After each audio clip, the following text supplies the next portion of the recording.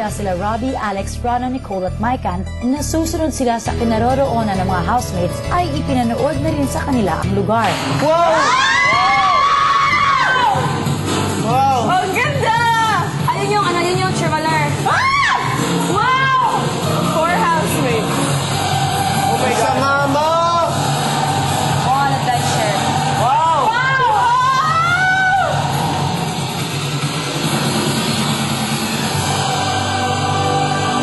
Pagkatapos nito ay dinala na ang 5 sa airport para sa gagawing paglalakbay.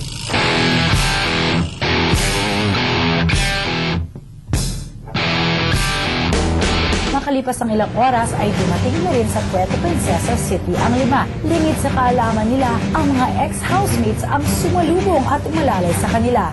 Take time to realize. Mukhang masayang-masaya si Yosef at makakasama niya si Nicole sa island adventure. Pero ang tanong, paano kaya magre-reunion ng mga housemates sa isla? Welcome back to Uber at nandito pa rin po tayo live na live sa loob ng bahay ni Kuya. Si Mami Linda parang naigit yata kay Alex. Sabi niya, buti ba si Alex? Pupunta doon. Mami Rose, nakita niyo na si Rona. Ano naman ang masasabi ninyo? Masaya po. Masaya? Oo. Nandun na siya, diba? Exciting. At aminin niyo, medyo kinilig kayo na nagsama si Yosef at saka si Nicole. Yes. Diba?